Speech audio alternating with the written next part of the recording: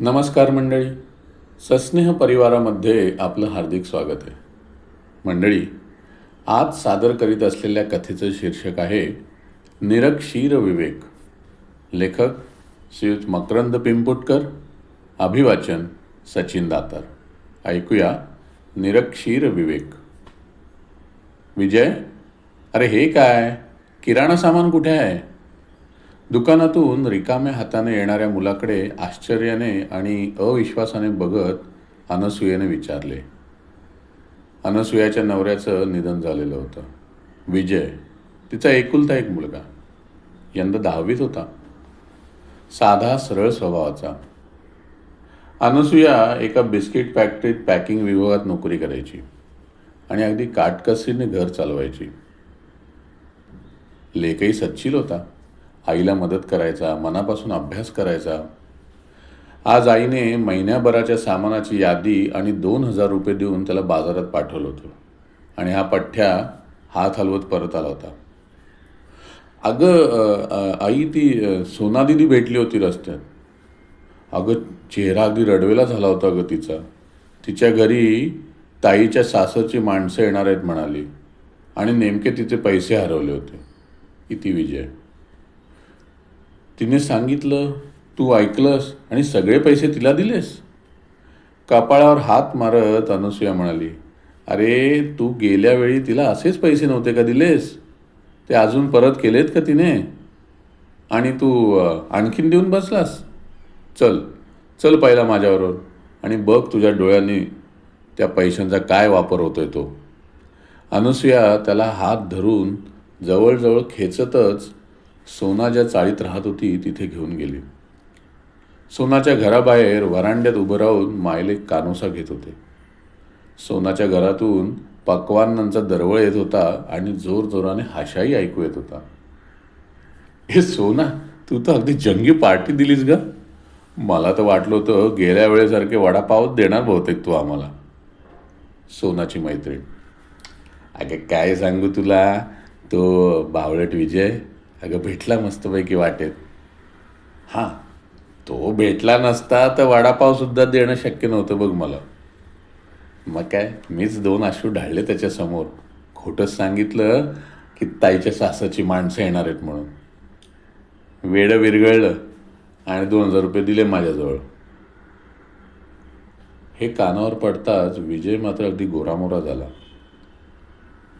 दुसऱ्यांना मदत करावी बेटा, पण नीट विचार करून, अनसूया हिरमुसल्या विजयला समजावत होती. काही दिवसानंतरचीच गोष्ट. पुढच्या आठवड्यापासून बोर्डाच्या परीक्षा सुरू होणार होत्या. पण विजय मात्र काहीसा चिंतेत होता. विजय, अरे काय झालं बाळा, परीक्षेचं टेन्शन आलंय का? आईने अगदी काळजीने विचारलं. नाही तसं नाही ग आई, अभ्यास छानच चालला आहे ग. गणिताचीच थोडी भीती वाटते मला. हां आई, अगं तो रमेश आहे ना, तो म्हणत होता की त्याचा भाऊ भन्नाट गणित शिकवतो म्हणे. मी भेटलो त्या भावाला. तो म्हणाला 1,000 रुपये दे, मी तुला स्पेशल गणित शिकवतो. मी 4 वेळा गेलो सुद्धा ग, पण काही ना काही कारण काढून त्याने मला काहीच शिकवलं नाही ग. आज गेलो तो म्हणतो कसा, तू बिनधास्त परीक्षा दे, मी तुझे मार्क वाढवेन. मला काहीच उमगत नाही आहे म्हणून गोंधळलं, इतकंच. अनसूयेने पुन्हा एकदा कपाळाला हात लावला. अरे बोर्डाच्या परीक्षेत असे परस्पर कसे मार्क वाढतील? तुझा पेपर कुठल्या गठ्ठ्यातून कोणाकडे तपासायला जाणार आहे हे त्याला थोडीच कळणार आहे. तो फसवतोय बघ तुला. तू पैसे द्यायच्या आधीच मला विचारायचंस ना. आणि एवढे पैसे आले कुठे तुझ्याकडून? अगं ते माझी पिगी बँक आहे ना, त्यातून घेतले. मस्त मार्क्स मिळवून तुला सरप्राईज द्यायचं होतं ग आई. विजयचा आवाज आणि चेहरा दोन्ही पडलं होतं आता. विजय मनाने खूप चांगला, पण त्याच्या या भोळसटपणाने या जगात त्याचा कसा निभाव लागणार ही त्याच्या आईला लागलेली मोठी काळजी होती.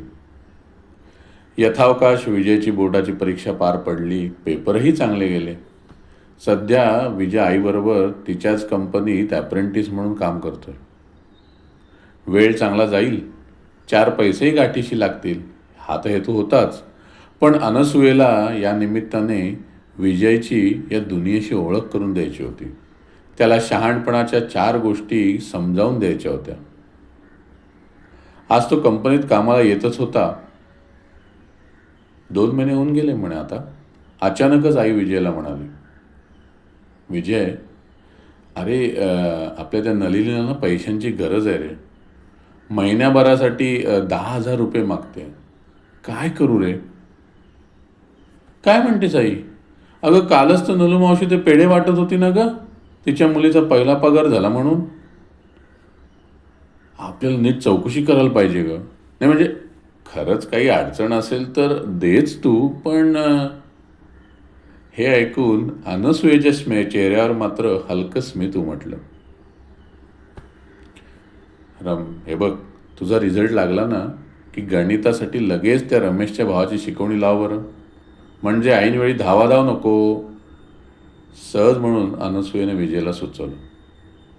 कप्पाळ, अगे त्या रमेशला स्वतःला यंदा बोर्डाच्या परीक्षेत गणिताच्या पेपरला कॉपी करताना पकडले आहे. त्याचा भाऊ गणित चांगलं शिकवत असता तर रमेशवर कशाला ही पाळी आली असती. उलट मीच त्याच्याकडून माझे 1,000 रुपये परत घेऊन आलोय. हळूहळू अनसूया विजय बाबतीत निर्धास्त होऊ लागली होती. एवढ्यात शेजारच्या इमारतीतल्या ती सोना दिदी धावतच आली. काकू, अहो अहो काकू, मला जरा 1,000 रुपये उसने देता का हो? अहो ताईच्या सासूबाई इथे घरी आल्या होत्या, त्यांना नेमकी चक्कर आली. डॉक्टरांनी औषधं आणायला सांगितले. सोना, हे बघ, तू माझ्या विजयला 2 वेळेला फसवलंयस, पण मी नाही हो बधायची. तू निघ बरं इथून, अनसूयेने जरा करडेपणानेच सांगितलं. पण बघते तर विजय आजूबाजूला नाहीच. 10-15 मिनिटांनी स्वारी घामाघूम होऊन आली. आईच्या प्रश्नार्थक मुद्रेकडे बघून त्याने सांगायला सुरुवात केली.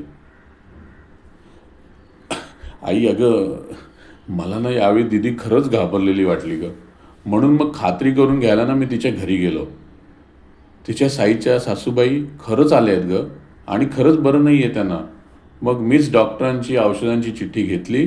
केमिस्टकडे औषधं महाग असतात ना, म्हणून त्या पुढच्या चौकात बघ ना, ते जेनरिक केमिस्ट आहे, तिथे तीच औषधं जरा स्वस्तात मिळाली.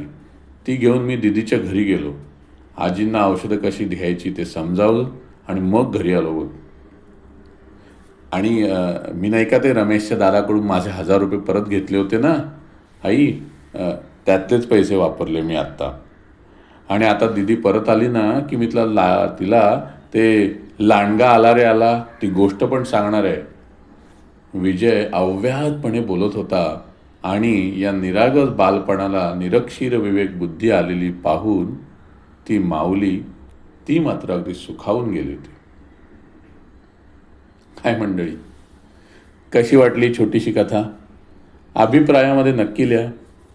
बरं, आजचं कथा वाचन लाईक करा, शेअर करा आणि अशाच वेगवेगळ्या कथा ऐकण्यासाठी आपलं सस्नेह चॅनल नक्की सबस्क्राईब करा. धन्यवाद.